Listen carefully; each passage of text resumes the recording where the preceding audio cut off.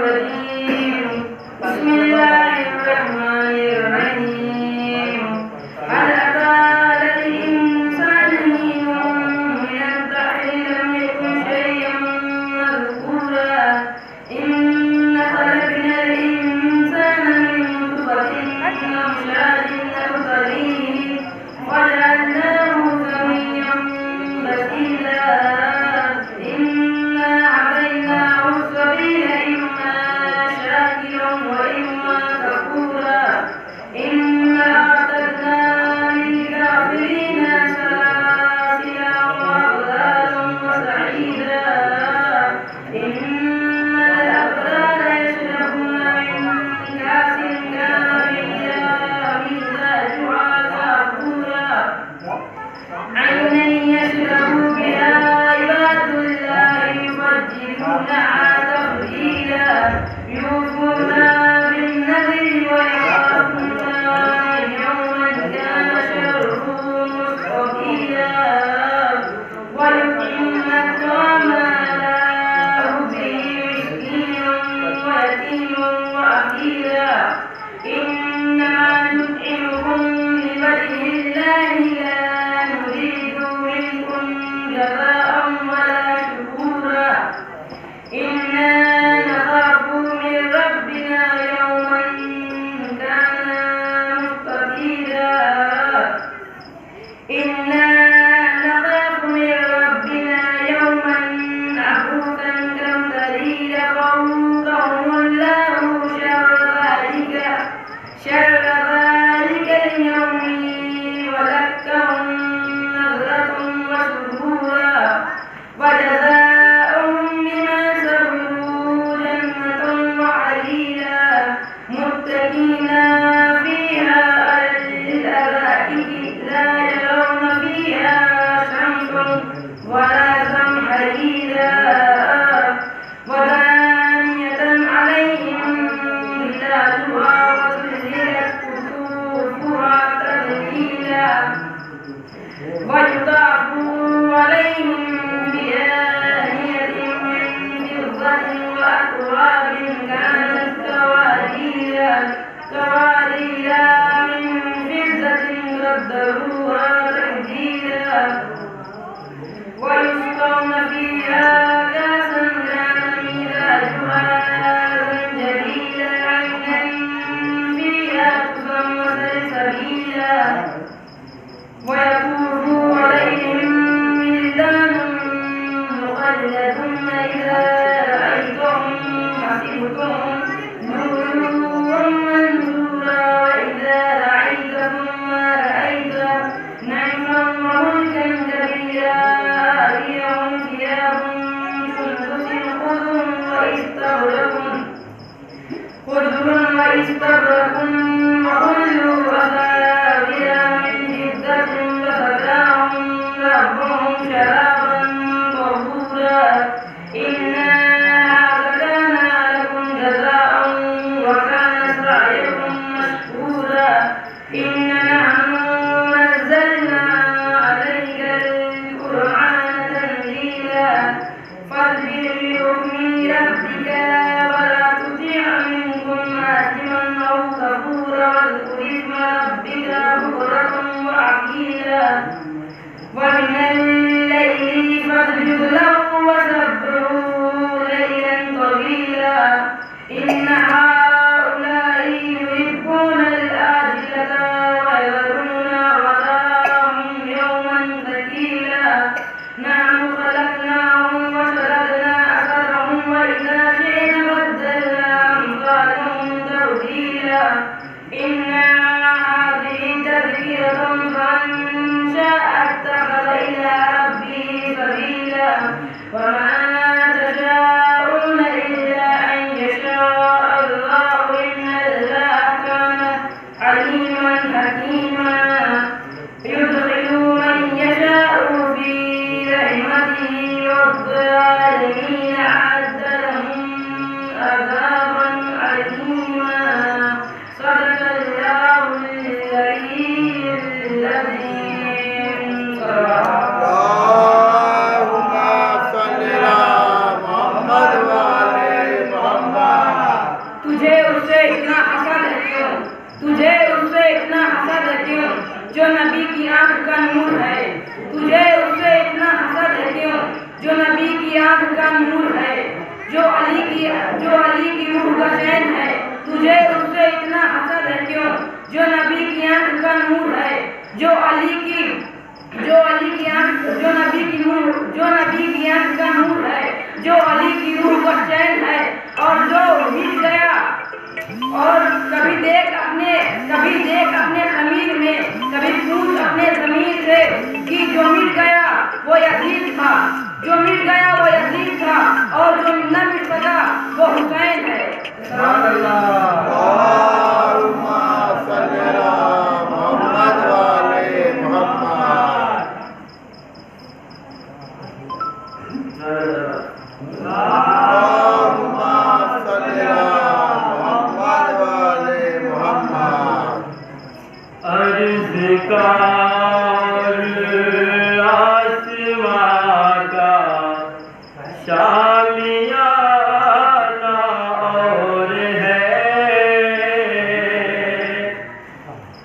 انبیاء کا اولیاء کا آشیانہ اور ہے۔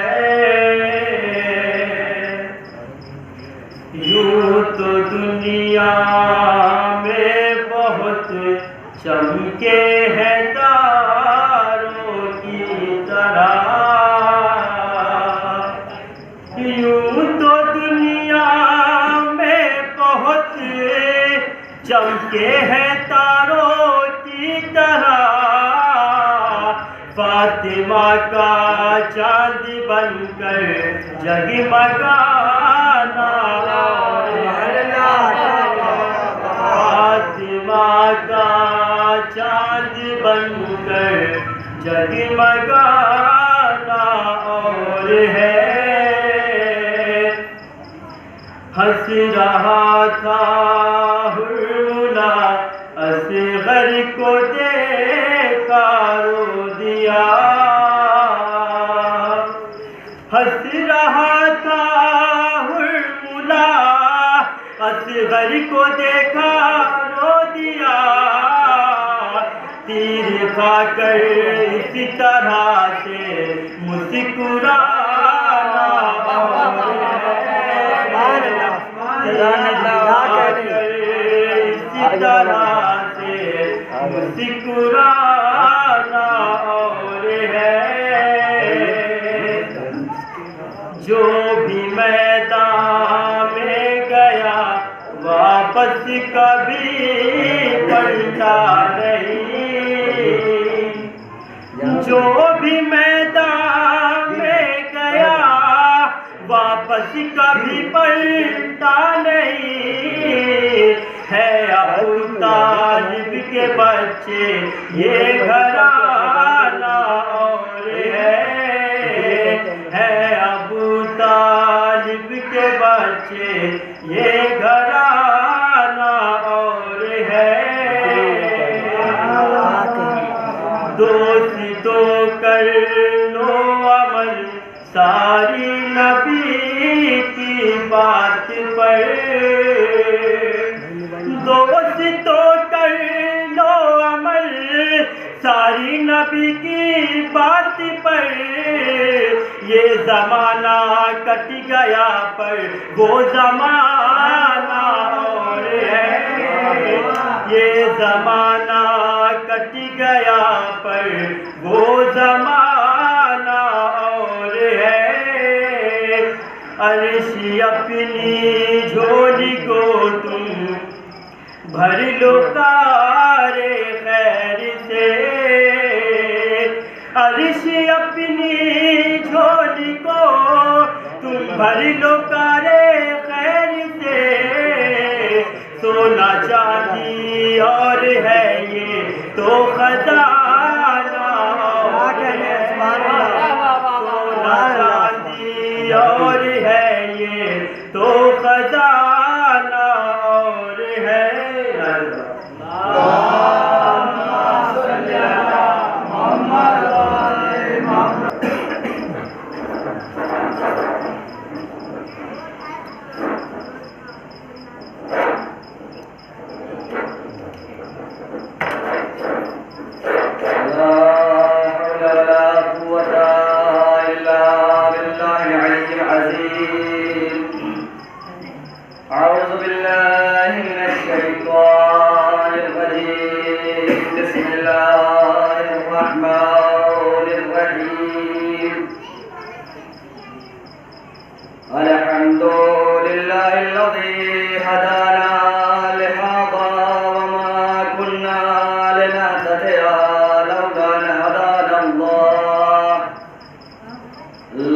قد جاءت رسل ربنا بالحق والصلاة والسلام على أشرف الأنبياء والمرسلين صاحب التاج والمعراج والبراق والألم ودافع البلاء والوباء والقهر والمرض والألم اسمه مكتوب مرفوع منقوش مشفوع في اللوح والقلم جسمه مقدس مطهر معطر منور في البيت والحرم مقامه قاب وقوسين أو أدنى مولانا ومولى الثقلين جد الحسن والحسين إمام القبلتين وصيلتنا في الدارين بالقاسم محمد اللهم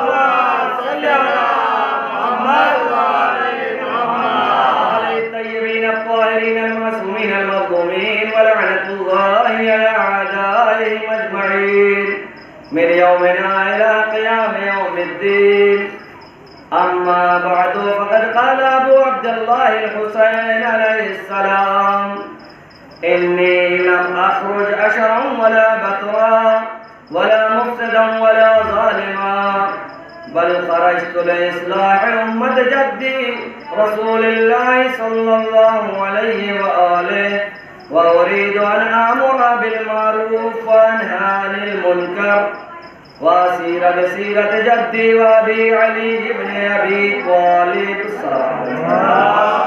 اللهم صل على محمد وآل محمد اللهم صل على محمد وآل محمد اللهم صل على محمد وآل محمد محترم سامعین یہ تاخیر آج آخری کا سجدے تھی انشاءاللہ کے بعد ایسا نہیں امام حسین علیہ السلام کا قول کہ جس موضوع پر آپ حضرات کے درمیان میں مستقل گفتگو کر رہا ہوں کہ امام حسین علیہ السلام نے ارشاد فرمایا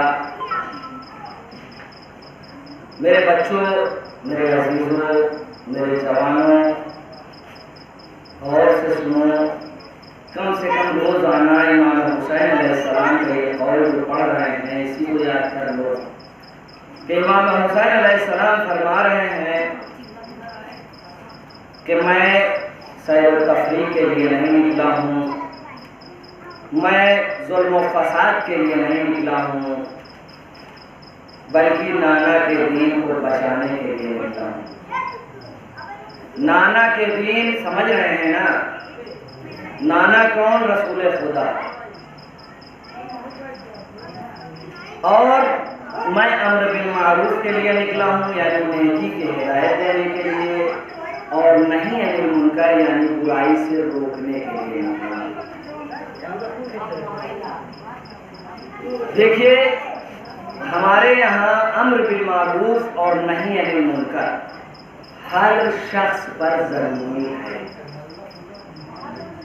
نیکی کی ہدایت کرنا اور برائی سے روکنا صرف اور صرف مولانا کا کام نہیں بلکہ ہر اس فرد کا کام ہے کہ جسے معلوم ہے کہ یہ چیز نیک ہے نماز پڑھنا ہے تو اس کی ہدایت دینا دوسروں کو بیٹا نماز پڑھو روزہ رکھو دینی احکام کو بجا لاؤ والدین کا احترام کرو یہ ہر شخص پر ضروری ہے کہ وہ سمجھائے بس اوقات ایسا بھی ہوتا ہے کہ کوئی اگر سمجھانے لگتا ہے تو لوگ یہ کہتے ہیں بڑے مولانا بننے لگے ہیں جبکہ یہ صحیح لفظ نہیں ہے یہ کام کوئی مولانا کا صرف اور صرف نہیں ہے یہ تبلیغ دین جو دین کا کام ہے دین کے بارے میں ہمیں باتوں کو پہنچانا ہے یہ صرف اور صرف مولانا کا کام نہیں ہے بلکہ سب کا کام ہے جس کو جس اعتبار سے جتنا آتا ہے اتنا دوسروں تک پہنچاتے رہیں دیکھیں یہ جو فرش ازا ہے نا یہ ایک ایسی اوپن یونیورسٹی ہے کہ آپ کو کسی اسکول میں جانے کی ضرورت نہیں ہے، آپ کو کسی کالج میں جانے کی ضرورت نہیں ہے، بلکہ اس فرش عزا کی اتنی برکت ہے کہ اگر آپ آ کر اس پر بیٹھیں تو آپ کو یہاں سے فضائل و مصائب بھی ملیں گے، آپ کو یہاں سے تبلیغ دین بھی ملیں گے، آپ کو یہاں سے موت بھی یاد دلائی جائے گی، آپ کو یہاں سے والدین کا احترام بھی یاد دلایا جائے گا، آپ کو یہاں سے چوری سے بھی روکا جائے گا، آپ کو یہاں سے جھوٹ سے بھی روکا جائے گا۔ تو یہ منبر حسین ایک ایسا منبر ہے کہ جہاں سے بیٹھنے کے بعد ہر برائیوں سے روکنا ہے اور نیکی کی ہدایت دینا ہے۔ جزاک اللہ۔ اور یہ ہر شخص پر لازم ہے کہ جو برائی کر رہا ہے اس کو اس سے روکا جائے۔ آپ جانتے ہیں زیادہ تر سماج میرا اسی وجہ سے بچا ہوا ہے برائیوں سے کہ ہم ایک دوسرے سے ڈرتے ہیں، لہذا بہت ساری برائیاں ہیں جن سے ہم بچے ہوئے ہیں۔ یہ سماج ہے، یہاں پر ہم کچھ بھی غلط کرنا چاہیں گے سوچیں گے پورا سماج ہم کو برا کہے گا، لوگ ہم کو ایسا کہیں گے، ہم ایسا کریں گے تو لوگ ہم کو ایسا سوچیں گے، ہم جوا کھیلیں گے تو لوگ جو ہے ہمیں اس نظر سے دیکھنے لگیں گے۔ غرض کے جتنے بھی برے کام ہیں ہم کو بسا اوقات بہت ساری چیزیں یہ سماج روک دیتا ہے۔ اگر اس سماج کے اندر اتنا دم ہو، اتنی طاقت ہو کہ وہ کھڑا ہو کے یہ کہہ سکے کہ بیٹا یہ چوری نہ کرو، بیٹا یہ غلط بات نہ کرو، اگر ہم یہ کہتے رہیں گے تو سماج سے برائیاں مٹتی رہیں گی، لیکن اگر ہم اپنی نظروں کو جھکا لیں گے برائیوں کو دیکھ کے تو یقیناً سماج میں برائیاں پھیلتی ہیں۔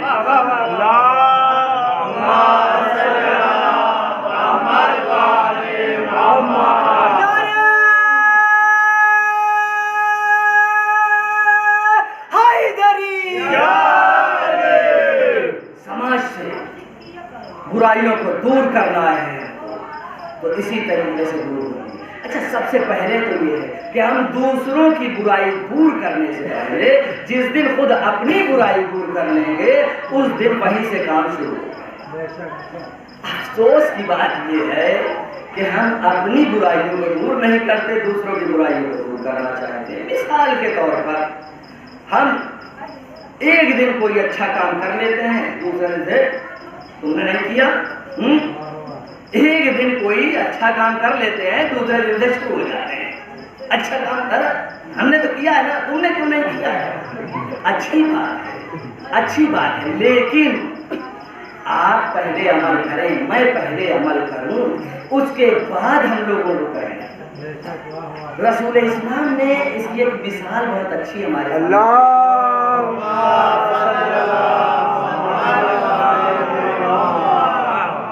ایک محترمہ آئی اپنے بچے کو لے کر اور کہا رسول اسلام سے مراد ہمارے سارے بھائی سمجھ رہے ہیں نا، یعنی حضرت محمد مصطفیٰ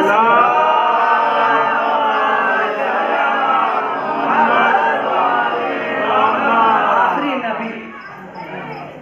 ان کے پاس آئیں اور آنے کے بعد کہنے لگی یہ میرا بچہ میٹھا بہت کھاتا ہے، آپ اس کے لیے تبلیغ کر دیں، اس کو روک دیں۔ آپ کا بچہ میٹھا بہت کھاتا ہے، ہم اس کو روک دیں، جاؤ 2-3 دن کے بعد آنا۔ کیوں؟ اس لیے کہ رسول اسلام خود شہد بہت زیادہ استعمال کرتے تھے۔ کہا جاؤ 2-3 دن کے بعد آنا۔ اب ان 2-3 دن میں رسول اسلام نے کوئی میٹھی چیز کا استعمال نہیں کیا، یہ صرف ہمیں درس دینے کے لیے ہے۔ اور اس کے بعد اب جب محترمہ اپنے بچے کو لے کر آئی تو اس کے بعد آپ نے نصیحت کیا کہ بیٹا میٹھی چیز استعمال نہ کرنا۔ یہ ہمیں درس دیا رسول اسلام نے کہ پہلے ہم نیک کام کریں، اس کے بعد پھر نیکی کی دعوت دیں۔ ہر فرد پر واجب ہے، ضروری ہے، اس سے کوئی ایک صنف سے تعلق نہیں ہے کہ جب تک ممبر پر نہیں بیٹھیں گے تب تک ہم برائیوں سے نہیں روکیں گے، نیکی کا حکم نہیں کریں گے۔ نہیں، ایسا نہیں ہے، آپ یقیناً کہیں بھی ہوں اور کسی جگہ بھی ہوں جہاں برائی ہو وہاں روک دیں۔ امام حسین علیہ السلام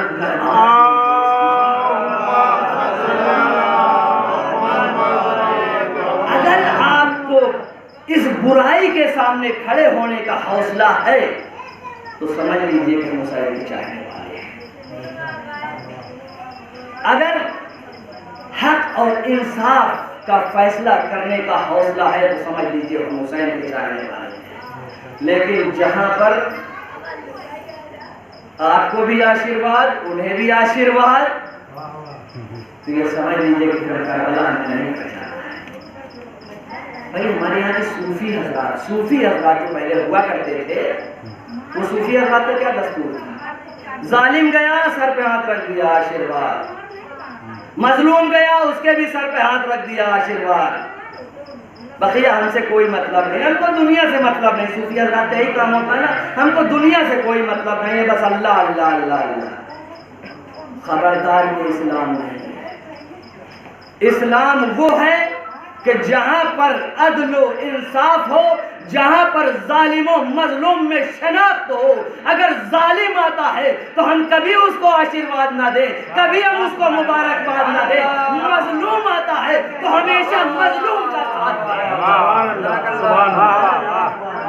اور جس دن یہ حوصلہ ہمارے اندر پیدا ہو جائے گا اس دن سمجھنا کہ ہم نے کربلا کو سمجھ لیا ہے۔ یہ کربلا کیا یہی ہے صرف اور صرف کہ امام حسین نے اپنی گردن کو کٹوا دیا ہے اس لیے کہ ہمارے پر زیادہ بچھائیں اور بیٹھ کر بولیں؟ کیا یہی ہے؟ یہ بھی اس میں شامل ہے کہ ہم ان کا غم منائیں، اس کا حکم دیا گیا ہے، لیکن کربلا کا اصل مقصد یہ نہیں ہے کہ صرف اور صرف بیٹھ کے ہم رو لیں اور کوئی کام نہ کریں۔ کربلا کا اصل مقصد یہ ہے کہ ہم ظالم و مظلوم کی شناخت رکھیں۔ اور اس سے ممالک میں یہ دستور رہتا ہے کہ جہاں پر مظلوم بیچارہ جاتا ہے FIR درج کرانے کے لیے ڈرتا ہے۔ کیوں ڈرتا ہے؟ اس لیے اسے معلوم ہے کہ ہم مظلوم ہیں، ہم لٹ بھی چکے ہیں، دوبارہ پھر لوٹیں گے۔ جہاں پر ایسی حکومت قائم ہو جائے کہ جہاں پر پھر مظلوم اپنا حق لینے کے لیے ایک جابر و ظالم کے سامنے کھڑا ہو جائے تو یہ سمجھنا کہ یہاں پر حسین کے چہرے کا کربلا نے یہ سارے درس دیے ہیں، ہم نے کربلا سے یہ سب چیزیں سیکھا ہے۔ اور یقیناً یہ امام حسین علیہ السلام کہ جو پنجتن کی آخری نشانی ہے۔ پنجتن تو سب سمجھتے ہیں نا۔ دیکھیں ہمارے مراجع کرام باقاعدہ ان کا فتویٰ ہے، باقاعدہ ہمارے مراجع کرام کہتے ہیں کہ جہاں جہاں بھی مسلمان موجود ہیں ان سب کی جان مال عزت آبرو کا بچانا ہر شخص پر واجب ہے۔ ہم یہاں بیٹھے ہوئے اسی میں لڑے چلے جا رہے ہیں کہ ہم فلانے تم فلانے۔ ہر وہ شخص جو کلمہ لا الہ الا اللہ محمد رسول اللہ پڑھتا ہے ان سب کی جان مال عزت آبرو کا بچانا ہر شخص پر واجب ہے۔ یہ ہمارے مراجع کرام کہتے ہیں۔ اور جانتے ہیں اس کے بعد کیا کہتے ہیں؟ کہتے ہیں اہل سنت ہماری جان ہے، ہم اگر جسم ہیں تو وہ ہماری جان ہے۔ اسلام کو سب نے مل کے پھیلایا ہے، کوئی اس میں کوئی بٹا ہوا نہیں ہے۔ یہاں پر جو شیعہ لفظ استعمال کیا جاتا ہے میں واضح کر دوں چونکہ ہمارے یہاں جو ہے ہر طریقے کے افراد موجود ہیں، ہمارے سارے مسلمان بھائی بھی موجود ہیں، میں واضح کر دوں اس لفظ کو کہ شیعہ لفظ جو استعمال ہوا ہے، شیعہ کا مطلب جانتے ہیں پنجتن پاک کا چاہنے والا۔ کون ایسا مسلمان ہے کہ جو پنجتن پاک کو نہیں چاہتا نہیں مانتا؟ اور اگر وہ کہتا ہے کہ میں پنجتن پاک کو نہیں مانتا ہوں تو پھر وہ مسلمان نہیں ہے۔ تو پھر وہ مسلمان نہیں ہے، اور مسلمان ہے تو پنجتن پاک کا احترام ہے۔ اب جانتے ہیں یہ ایک مرتبہ رسول اسلام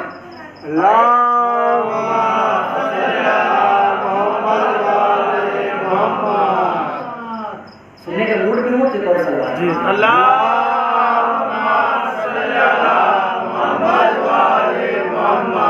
رسول اسلام شہزادی فاطمہ زہرا اپنی بیٹی کے گھر آئے تو آنے کے بعد کہنے لگے فاطمہ مجھے کچھ زور محسوس ہو رہا ہے، لہذا ایسا کرو کہ اپنی چادر لا کر مجھے دو، اور وہ چادر آپ نے اوڑھ لی۔ کچھ دیر کے بعد امام حسن علیہ السلام گھر میں داخل ہوتے ہیں، کہتے ہیں مادر گرامی میں اپنے نانا کی خوشبو محسوس کر رہا ہوں۔ میں پنجتن پاک کی بات بتا رہا ہوں۔ فوراً کہا کہ ہاں وہ تمہارے نانا ہیں جو چادر ہوتے ہیں۔ آپ قریب گئے اور جانے کے بعد آپ نے اجازت طلب کیا، نانا کیا میں اس چادر کے نیچے آ سکتا ہوں؟ نانا نے اجازت دیا، امام حسن علیہ السلام اس چادر کے نیچے چلے گئے۔ شہزادی فاطمہ زہرا سلام اللہ علیہا کی چادر کی برکت دیکھیے کہ وہ چادر وسیع ہوتی چلی گئی۔ امام حسین علیہ السلام آئے، آنے کے بعد کہا مادر گرامی میں اپنے بھیا اور اپنے نانا کی خوشبو محسوس کر رہا ہوں۔ کہا ہاں وہ اس چادر کے نیچے تمہارے بھائی بھی ہیں اور تمہارے نانا بھی ہیں۔ گئے، کہا نانا جان کیا اجازت ہے میں چادر کے نیچے آ جاؤں؟ کہا آ جاؤ۔ داخل ہو گئے۔ میں بتانا چاہتا ہوں اپنے جوانوں کو، اپنے بچوں کو کہ پنجتن پاک جن کو ہم مانتے ہیں نا، جن کو سارا مسلمان مانتا ہے، وہ کس طریقے سے یہ پنجتن پاک کی تعریف ہوئی ہے۔ اس کے بعد کچھ دیر کے بعد مولانا متقیان آتے ہیں۔ بس میں نے اپنی بات کو تمام کر دیا، آپ کو پریشان نہ ہوئیے گا۔ اس کے بعد مولانا متقیان آتے ہیں، آنے کے بعد کہتے ہیں کہ یا فاطمہ ہم یہاں پر اپنے بھائی کی خوشبو محسوس کر رہے ہیں۔ کہا وہ چادر کے نیچے موجود ہیں، وہاں پر تمہارے دونوں بیٹے بھی موجود ہیں اسی چادر کے نیچے۔ مولانا متقیان گئے، کہا کیا اجازت ہے میں بھی اس چادر کے نیچے آ جاؤں؟ رسول خدا نے اجازت دیا، آپ بھی داخل ہو گئے۔ ایک صلوات پڑھیں محمد۔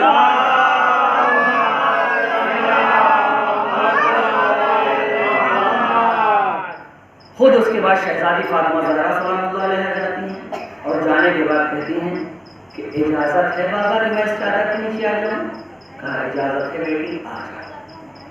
ام سلمہ جو رسول خدا کی بیوی تھی، آپ قریب گئی چادر کے، کہا کیا اجازت ہے کہ میں بھی چادر کے نیچے آ جاؤں؟ کہا آپ خیر پر ہیں، آپ نیک راستے پر ہیں، لیکن چادر کے نیچے نہ آئیے۔ یہ پنجتن پاک چادر کے نیچے جب جمع ہو گئے تو جبرائیل جو روزانہ آتے تھے رسول کے پاس وحی لے کر، اور جب آتے تھے تو حسن حسین کو بھی دیکھتے تھے، جب آتے تھے تو علی سے ملاقات کرتے ہی تھے۔ میں انشاءاللہ پھر کبھی موقع رہا تو بیان کروں گا کہ کیسے ملاقات کرتے تھے۔ اور اس کے بعد خود شہزادی فاطمہ زہرا سے بھی ملاقات ہوتی رہی، لیکن آج وہ جبرائیل امین پوچھ رہے ہیں پروردگار اس چادر کے نیچے کون ہے؟ کہا اس چادر کے نیچے رسول خدا ہیں، اس چادر کے نیچے حسن مشتبہ ہیں، اس چادر کے نیچے حسین ہیں، اس چادر کے نیچے علی ہیں، اس چادر کے نیچے فاطمہ ہیں۔ آپ نے سمجھا کیوں نہیں پہچان پائے جبرائیل؟ اس لیے کہ جب تک یہ الگ الگ نور تھا جبرائیل سب کو پہچان رہے تھے، لیکن جیسے ہی یہ سارا نور یکجا جمع ہوا پھر جبرائیل بھی نہ پہچان سکے۔ ایک صلوات پڑھیں محمد۔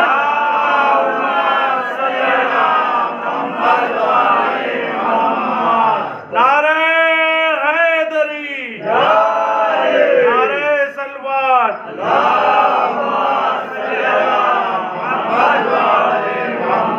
اس کے بعد جبرائیل امین نے بھی اجازت طلب کیا، پروردگار تھے اور آئے، اور آنے کے بعد رسول اسلام سے اجازت لی اور وہ بھی داخل ہو گئے۔ تو ہم پنجتن پاک کو جو مانتے ہیں، جو پنجتن پاک کہا جاتا ہے، وہ اس طریقے سے یہ پنجتن پاک ہے، اور اس کی آخری نشانی کہ جس کے حسین مظلوم کربلا کہ جن کو وہ نام کے مسلمان، نام کے مسلمان، ایک ہوتا ہے کہ جو مسلمان عمل کرتا ہے اسلام پر، ایک وہ ہوتا ہے جس کو دنیا کی لالچ ہوتی ہے، اس کو اسلام سے کوئی تعلق نہیں ہوتا ہے۔ تو کربلا میں کیا ہوا تھا؟ یہ سب جتنے آئے تھے امام حسین علیہ السلام کے مقابلے میں، سب کو معلوم تھا کہ میں کس کے مقابلے میں جا رہا ہوں، میں رسول خدا کے نواسے کے مقابلے میں جا رہا ہوں، میں غلط کر رہا ہوں، میں جہنم خرید رہا ہوں، لیکن آئے کیوں تھے؟ لالچ میں۔ کسی کو کہا گیا فلاں جگہ کی حکومت مل جائے گی تمہیں، کسی کو کہا گیا فلاں جگہ کی حکومت مل جائے گی، کسی کو کہا گیا فلاں جگہ کی حکومت مل جائے گی، تو یہ سب حکومت کی لالچ میں آئے تھے حسین مظلوم کو قتل کرنے کے لیے۔ میرے عزیزوں، میرے دوستوں، میرے جوانوں، یہ مال و دولت کام آنے والا نہیں ہے۔ جس ٹائم ہماری آ جائے گی، جتنا بھی ہم نے یہ سب جمع کیا ہے یہ سب یہیں رہ جائے گا، اور صرف ہم جس طریقے سے آئے تھے اس دنیا میں اسی طریقے سے واپس چلے جائیں گے۔ جب آئے تھے تب بھی ہم بے سہارا تھے، جب جائیں گے تب بھی کسی سہارے کے محتاج ہوں گے۔ اور بلکہ مولا کائنات تو کہتے ہیں یہ انسان کس بات پر غرور کرتا ہے جس کا اول بھی نجیس ہے آخر بھی نجیس ہے۔ غرور کس بات پر ہے؟ یہ مال و دولت کی جمع آوری کس بات کی ہے؟ پروردگار نے دیا ہے، خرچ کرو، اللہ کے راستے میں خرچ کرو، اپنے بچوں پر خرچ کرو، اپنے گھر والوں پر خرچ کرو، اپنے عزیز و اقارب پہ خرچ کرو، مومنین پر خرچ کرو۔ دیا ہی اس لیے ہے، اور یہی کام آنے والی چیز ہے، اس کے علاوہ اور کچھ کام آنے والا نہیں ہے۔ بس میں اپنی بات کو امام حسین علیہ السلام کربلا پہنچ چکے، اور وہاں پر جانے کے بعد آپ نے اپنے اصحاب کی قربانیاں پیش کی، انصار کی قربانیاں پیش کی، بنی ہاشم کی قربانیاں پیش کی۔ اب بنی ہاشم میں آج 5 محرم ہے۔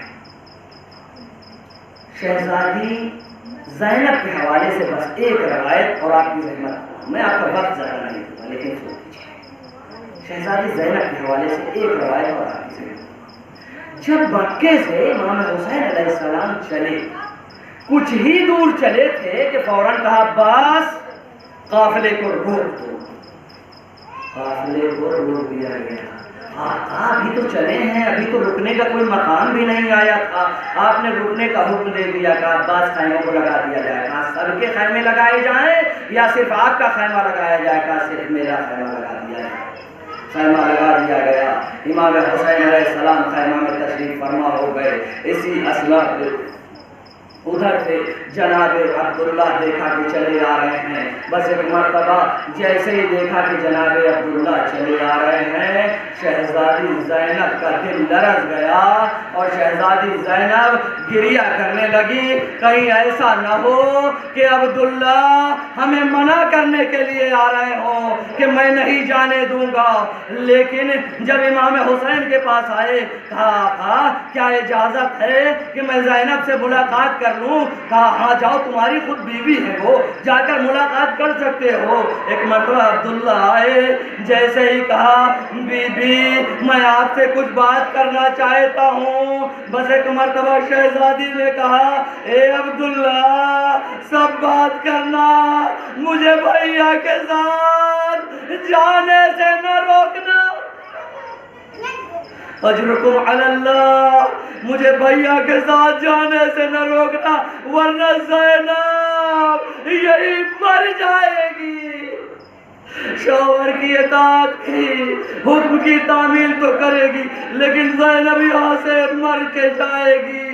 کہا بی بی آپ نے یہ کیسے سوچ لیا کہ میں آپ کو بلانے آیا ہوں؟ نہیں، ایک بار جناب عبداللہ کی آنکھیں کمزور ہو گئی تھیں، اس لیے بچے ساتھ میں تھے۔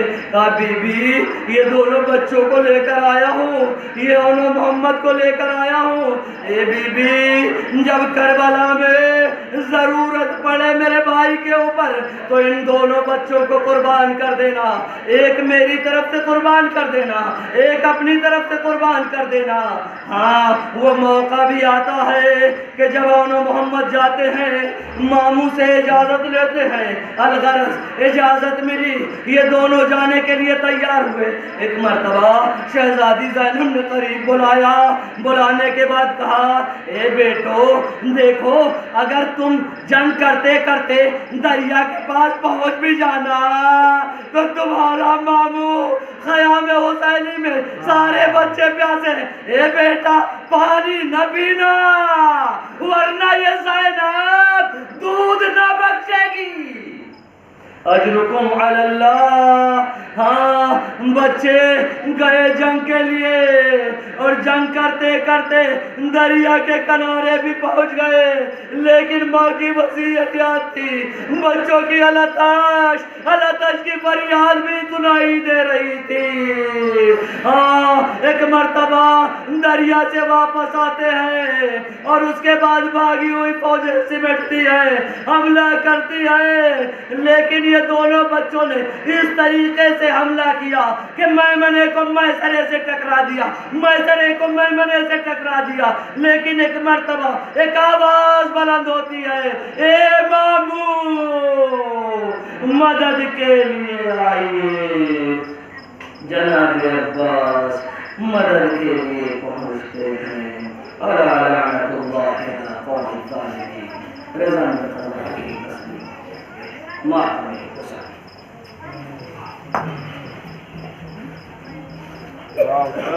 یا حسین